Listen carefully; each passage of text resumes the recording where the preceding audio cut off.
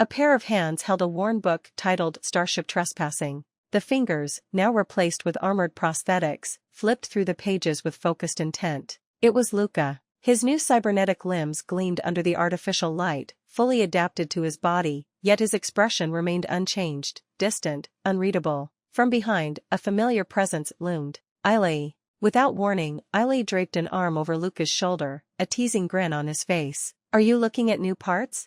Luka flinched slightly, his focus breaking. Ailey. With a calm tone, he pointed at the book. I would recommend the F-24 RUS model. Its adaptation period is short, so you'll be back on the field sooner. And it should be much better than what you're using now. Setting the book down, Luka shot Ailey a tired look. Ailey, stop coming out of nowhere like that. Ailey chuckled, rubbing the back of his head. Did that surprise you? My bad. Luka didn't reply. His thoughts had already begun drifting, back to everything that had happened since their return. After returning to the Empire and completing my treatment, I was called to different departments for investigation. They wanted to talk to me about the case where 3 cadets and an Imperial Guard member were killed. Luka's jaw clenched. The Corite Paladin encounter, that was what I thought they wanted to investigate further. But I was called in for another reason. His mind lingered on that unsettling detail. Ailey broke the silence once more. By the way, did you hear? It seems like an artifact was found at the site we went to. There are plenty of arguments as to who has ownership over it. Luka's eyes darkened. I knew it. That floating cube is the reason behind all of this. He turned to Ailey, his voice sharp. So, who's collecting it? Ailey exhaled, shaking his head. I heard they're assembling a specialized retrieval team just for it. If the Holy Alliance refuses to give up the historic site and artifact, it's likely a massive war will break out. If the Empire goes to battle against the Korra, the Bellata will profit just by sitting back and watching us fight. That's why so many smaller-scale battles are already happening. We're tolerating the losses to maintain balance. Luka's gaze remained steady, but his next words were ice-cold. I'm not interested in politics. I just take orders and fight. Ailey glanced at him, his usual smirk faltering. Luka's expression didn't waver. That's what a member of the Imperial Guard is supposed to do. His voice held no hesitation, no doubt. But in reality, doubt had already begun to creep in. His thoughts circled back to the Imperial Guard, the fallen warrior whose body had moved even after his head was destroyed. When I was reporting on the member who had his head blown off, the captain summarized it in a single sentence. A phantom phenomenon caused by residual signals. Luka's fingers tightened. Was it really just a residual signal, like the captain said? He remembered it clearly, the way the Imperial Guard had responded to his words even after he was supposed to be dead. That wasn't a phantom phenomenon. That was something else. Luka's instinct screamed at him, there was something deeper going on. But he wasn't foolish enough to dig for answers the headquarters refused to provide. Some truths weren't meant to be uncovered. His gaze flickered to a certain extravagant building within the training facilities. A place far too luxurious to belong in a military environment. Something about it didn't fit. And Luka knew, he was standing at the edge of something much bigger than himself. Something the Empire was hiding. But for now, he remained silent. And waited. The scene shifted to the visiting room, a space meant for cadets to meet with their friends and family. Luka sat in silence, his thoughts circling like a storm. This place, it was created for cadets to reunite with their loved ones. But since I came from a nursery school, I never thought I'd have a reason to be here. His eyes flickered with unease. So naturally, I never expected anyone to come looking for me either. And yet, he sat across from a girl with silver hair and piercing red eyes, Lillian Ramones.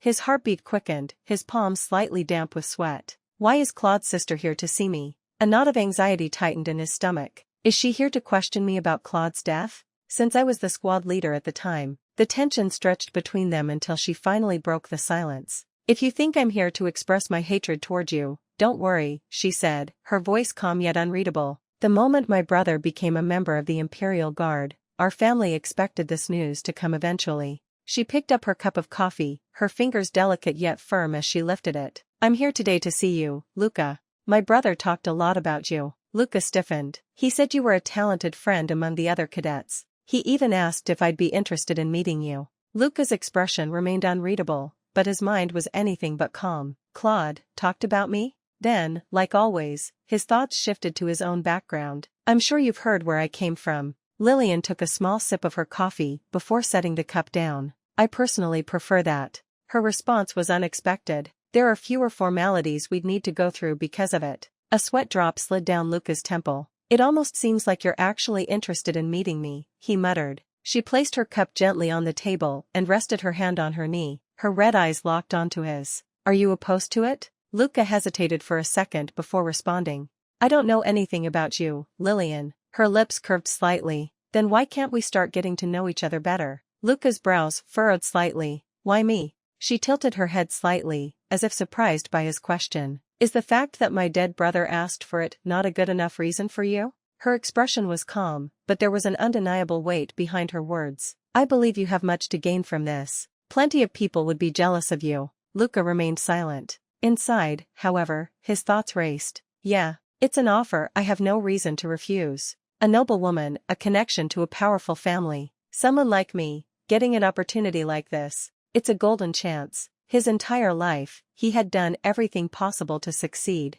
"If I can marry a noble woman and get closer to my goal, there's nothing better that could happen." Yet, a feeling of unease nagged at him. "However, this chance almost seems too easy." His instincts screamed caution. "That's why I feel reluctant." Then, he spoke, and with one sentence, he shattered the moment. "I'll have to refuse." The air between them froze. Lillian's red eyes widened, her expression shifting from confidence to pure shock. A bead of sweat slid down her face. "What?" Her voice was laced with disbelief. Before she could even process what had happened, Luka stood up. Without hesitation, he turned and walked away. Then, goodbye. As he left, his thoughts swirled. "I used to think Ailey was stupid for wanting to escape the Empire, but I never thought I'd be foolish enough to make a decision based on a feeling. I'm sure Lillian will take this as an insult, as a noble woman." He let out a small breath. "I just hope nothing exhausting comes out of this." But before he could take another step, a firm grip seized his wrist. Stronger than he expected. He turned, startled.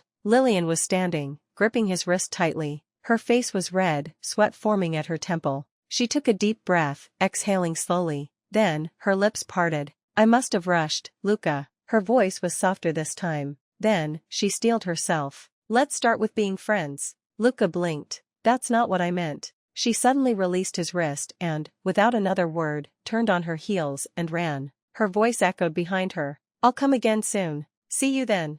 Luka stared at his wrist, still feeling the warmth of her grip. Then, his gaze drifted to her retreating figure. A deep sigh escaped him. Muttering under his breath, he shook his head. "Looks like she'll be hard to get rid of." The scene shifted to the Accretia physical training room, where Luka stood face to face with a towering figure. A man with a sharp gaze and an aura of quiet dominance smirked at him. "I never thought you'd come to me, haha." His name appeared on Luka's HUD display, Accretia Imperial Guard's fighting instructor, Kinyuan. Luka clenched his fists and met Kinyuan's gaze head-on. "Well, here I am. I want to learn from you, instructor." Kinyuan's grin widened. "If it's fighting, there's nothing I can teach you. You're already skilled as is. No matter how many cadets I've trained, only a few have ever surpassed your level." Luka's expression remained impassive, but his mind raced. "That means, there are still people stronger than me." Determination ignited in his eyes. "I'm not satisfied with being the best among cadets." Kinyuan sighed, rubbing the back of his neck. "There's no need to rush yourself, Luka."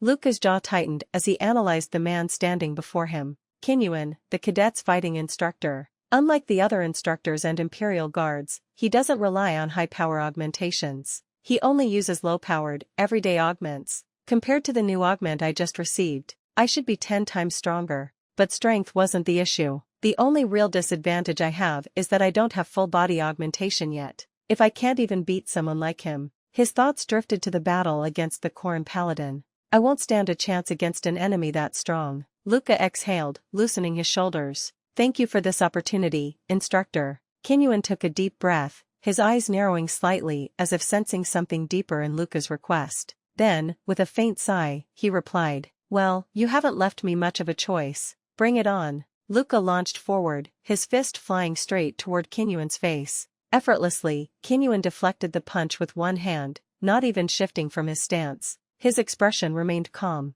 "Did you just want to test out your new augment?" Luka gritted his teeth and threw another punch. He may be a retired Imperial Guard, but I knew he wouldn't flinch from a simple attack like this. His movements accelerated, his fists becoming a blur as he unleashed a rapid barrage of strikes. Yet, Kinyuan deflected them all with a single hand, and he hadn't moved an inch. Luka grimaced. "He's reading my movements."